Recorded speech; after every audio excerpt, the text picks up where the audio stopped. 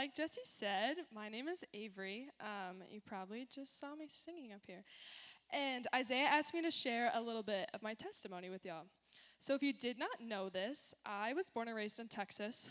It's 1,000 miles south, so very different from Minnesota. And my dad's family is from up here, but I did not know anybody up here before I moved up here. And so it was kind of hard. I moved up here 10 days before my 16th birthday. Did not know anybody. The first day of school actually at Stillwater was my 16th birthday. So as you can imagine, it was not that fun. I wouldn't recommend it. I was pretty lonely and I was sad and I missed my friends. I missed familiarity. I was tired of everyone making fun of me for saying y'all. And it seemed like everyone around me was partying. Everyone was drinking, smoking weed, doing other types of drugs, vaping. And so I felt that to fit in, I needed to do those things as well. And so I did.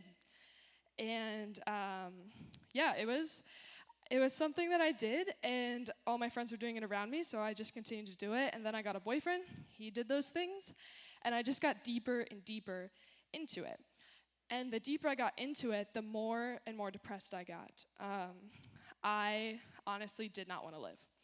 I did not want to be here anymore. I didn't really see a point. And so summer 2019, I was like, what is the point of all of this? I went on 2 mission trips, one through my grandparents' church and the other through Eagle Brook. Went to Detroit, and God started to call me back to him. I was raised in church. I had accepted Jesus into my heart at like a very young age. And so I broke up with my boyfriend, but I still continued to do those things. And then the homecoming week of my senior year at Stillwater, I had met this guy, Grant. We had mutual friends. He was a Christian.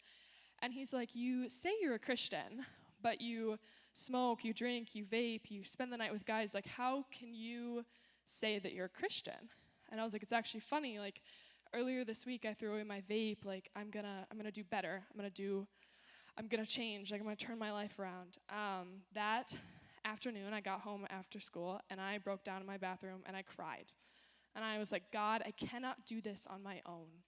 I do not know how to do this on my own. I thought I could, but I can't. And so I texted one of my mentors from Eagle Brook, and we met the next day, right before the homecoming game, and she's like, I think you need to talk to your parents. So I did. I can tell you that that is the hardest thing I think I will ever have to do in my whole life. It was not an easy conversation. I was like, Mom, Dad, I need to talk to you. My mom was like, what did you do? Like, did you drink a beer? And I was like, I did a little bit more than that.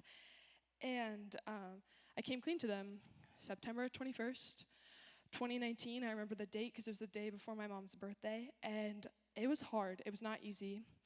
Everything wasn't great once I did that. There was a lot of consequences I had to face.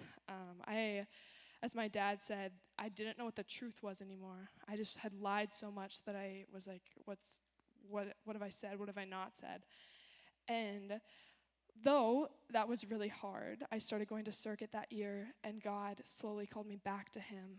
I started to pray, started to read my Bible, and I've now been sober for 4.5 years, and that is something that is really big in my life, and that is not something I could do on my own.